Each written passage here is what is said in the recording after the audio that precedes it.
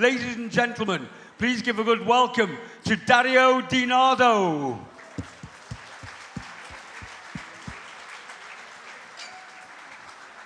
Good evening, ladies and gentlemen.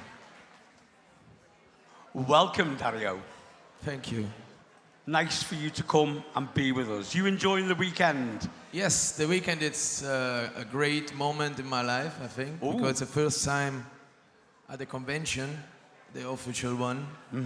I have been in others smaller from other countries, and it's the main event for a fan of Queen, I think. And so it's I'm very glad to be here, and thank you for the invitation, to you, to Jackie, and all the staff who is working for us here. Well, thank you for coming. What I want to know, Dario, are you a Queen fan? Yes. Yes. I became a Queen fan when I was maybe, I don't know, 10 years old. I saw with a German television that I had in Italy, with a satellite, the video of The Miracle, and I won in all. That was the years of the Miracle album. And I recognized that Queen were the band which played some songs that I knew from my childhood. Like We Are the Champions and We Will Rock You, and then something blowing up inside my heart, and I started to play drums with my father that was a drummer, and playing music of Queen in my house. So what gave you an idea to write a book about Roger's drums? Actually, it was my desire to have a drum kit like his. And I started to collect information. I was in love with the game Silver Sparkling drum kit, the huge one he used in the Live at Montreal DVD. You can see it very well. And I started to collect informations about with the catalogs of Ludwig, which tom, which snare, and everything, the cymbals and so. And then I realized that I took over a lot of information, and I had always the desire to write a book, and I said, why not? That can be useful for the fans in the world, people crazy like me. And you know, mad guys helps each other. So I did it for us. Yeah. Did you contact Roger to tell him about the book, or ask, could you do it? Sorry, I didn't understand you. Did you contact Roger Taylor about writing the book? Yes, I was in touch with oh,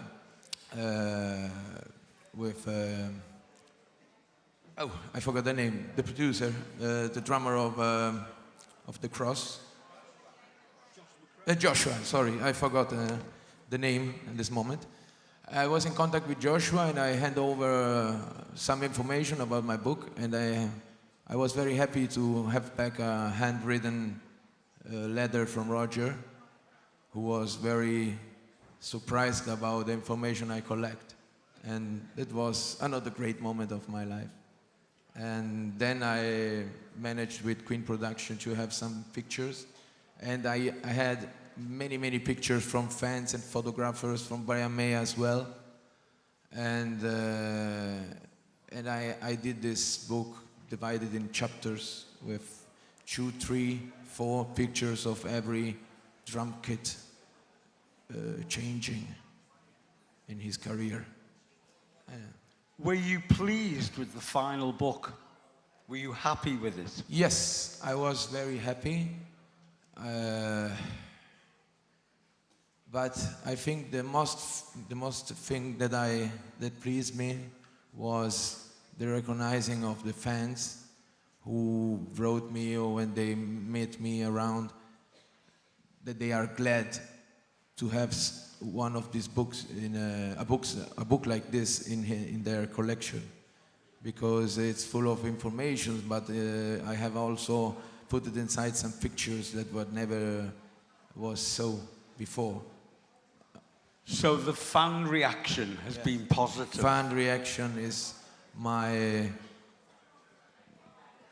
beautiful, how to say, payback. They pay back me. Like, And you gave me a beautiful picture of you sitting behind the wonderful drum kit in the studio of Roger. It's a unique picture, yeah. How did you promote the book? How did you let people know you had the... Oh, here's the book. Thank you, Jackie. This is the book that we're talking about. And if you're a music fan, Queen fan, Roger Taylor fan, it really is informative, and there are a lot of pictures in it. Yes, technical details, and every chapter has a description of what changed from before, and Roger did a lot of changement. Oh, did he? Yeah.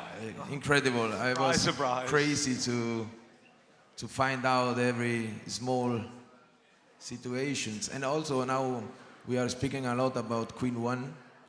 And in the video of Liar, you can see a wood block. And I recognize it with making like, you know, like the VAR in the football, you know? You move a little bit the images forward and backwards. And I saw this wood block, and nobody knows this. Oh, right. And I found it in a catalog. And it's, when you are crazy, you do things like this. Well, why not be? There's no problem with that at all. So I just asked before, Jackie, come on. How did you promote the book? How did you let people know? I did everything alone. I published it with a company. And then I started to send emails around the newspapers in the world, drum magazines and music magazines, and I was so lucky to have promotion from these magazines without paying anything, and that was great because so I have more money to spend for the charity for the ALS disease, which is the disease that killed my father, and it's great.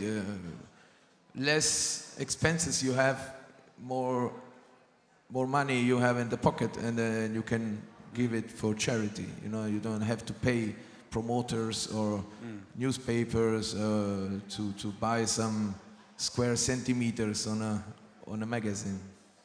Are you a drummer yourself? Yes, I'm, let's say, psychedelic music, bluesy music, rock music drummer. But I'm not Roger Taylor, of course. So, would you write a book on any of the other band members, or is it a one book? This is my only book about rock bands. Yeah, I've write something in Italian magazines, some interviews to some, how to say, stars from Italy, from prog rock, also from Creedence Clearwater Revival with the drummer. I had some interviews with him, and Eric Singer invited me at his concert, and so from Kiss, and you know, I'm in it, and I like to swim in this notes, this flow of notes of rock and roll and the prog rock. That's my life, but I have another job. When you wrote this book on Roger, did you learn anything about him? I think the 90% of the book I learned by writing it. Yeah. Wow, okay. Because I was totally, how to say in English, I didn't know anything about his drum kits in detail.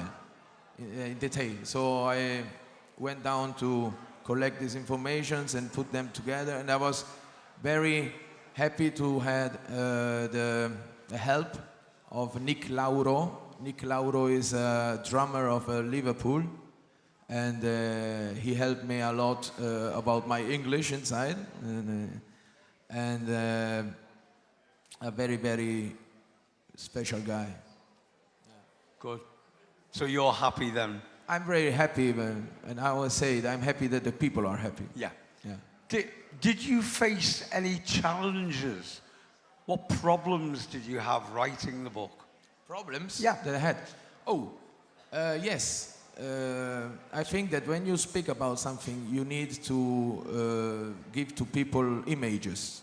And the collecting of these 180 images which are inside was very difficult. It took me 1 year to collect every picture of that kind of kit, another kit, or the tambourine, or the maracas, and some fans give me the biggest photographers gave me that material, and it was great. It was hard, but beautiful. Yeah. You know, when you sweat for something, you are more happy at the end. It was rewarding for the result. Yes. It's a great book, by the way. I really enjoyed it. Thank you. It's an excellent Thank you. book. Okay, well, Dario, it was very nice of you to come and talk about it. If you haven't got it, see Dario, and it really is good, especially you Roger Taylor fans. And there's a few out there, I know. So get that. So, ladies and gentlemen, will you please thank Dario Di Nardo? Thank you, and hasta la banana siempre.